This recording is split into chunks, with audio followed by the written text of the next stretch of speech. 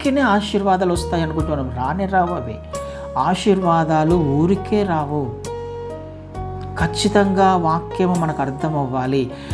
బహుగా ఆశీర్వదించడానికి ఇష్టపడుతున్నాడు ఆయన, బహుగా హెచ్చించడానికి ఇష్టపడుతున్నాడు ఆయన, బహుగా ఘనపరచడానికి ఇష్టపడుతున్నాడు ఆయన. అయితే మనకు అర్థం అవ్వాల్సింది, ఆయనను ఘనపరిచినప్పుడే మనము ఘనపరచబడతాం, ఆయనను హెచ్చించినప్పుడే మనం హెచ్చించబడతాం, వాక్యానుసారంగా జీవించే ప్రయత్నం చేసినప్పుడే మనం కూడా ఆశీర్వదించబడతాం. ఈ విషయం అర్థం కావాలి కదండి. ఆశీర్వాదాలు మిస్ చేసుకుంటున్నాము అని అంటే అది కేవలము నీ మీద, నా మీద ఆధారపడి ఉంది, మన మీద ఆధారపడి ఉంది, మన ప్రవర్తన మీద ఆధారపడి ఉంది. డైరెక్ట్గా మన ప్రవర్తన క్రీస్తు వారి మీద పడుతుంది. ఆ ప్రవర్తన ఘనతది తెచ్చేదిగా ఉంటే ఆశీర్వదించబడతాం, ఆయనకు అవమానం తెచ్చేదిగా ఉంటే ఖచ్చితంగా శిక్షించబడతాం. అది మనకు మన దైనందిన జీవితాలలో కనపడకపోవచ్చు, కానీ ఆలోచన చేస్తే అర్థమవుతుంది ఎందుకు ఇలా జరుగుతుంది అని. ఒకవేళ ఆలోచన చేస్తే అర్థమవుతుంది కదండి. క్యాజువల్గా జరుగుతుంది అని అనుకుంటాం, ఖచ్చితంగా జరగవు అవి.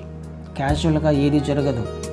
క్రైస్తవ జీవితంలో, విశ్వాసుల జీవితంలో ఏది కూడా యాక్సిడెంటల్గా జరగదు, ఏది కూడా క్యాజువల్గా జరగదు. ఆయనకు తెలియకుండా, ఆయన అనుమతి లేకుండా, ఆయన అనుమతించకుండా సుఖము కానీ, దుఃఖము కానీ, సంతోషం కానీ, ఆనందం కానీ, ఆరోగ్యం కానీ, అనారోగ్యం కానీ మన జీవితాలలో జరగవు, రావు. ఆయన అనుమతిస్తేనే వస్తుంది కదండి. ఆయనను ఘనపరిచినప్పుడు నిన్ను ఘనహీనత నొందే విధంగా ఆయన చేస్తాడా? ఆయన లేఖనాలకు వ్యతిరేకంగా ప్రవర్తిస్తాడా? ఆయన ఖచ్చితంగా ప్రవర్తించాడు కదా. ఆయన తన స్వభావానికి విరుద్ధంగా పనిచేయడు. మన జీవితాలు ఆయనకు ఘనత తెచ్చే విధంగా ఉన్నప్పుడు మనం అవమానపరచబడం, సిగ్గుపరచబడం కదండి. ఆయన క్యారెక్టర్ కాదది, ఆయన అనుమతించాడు అలా.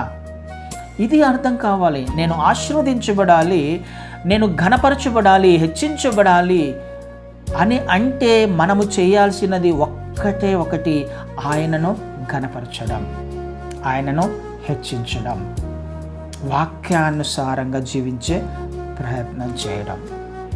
ఇదొక్కటి మనకు అర్థం కావాలి. ఇది అర్థమైనప్పుడు నా జీవితము మారిపోతుంది.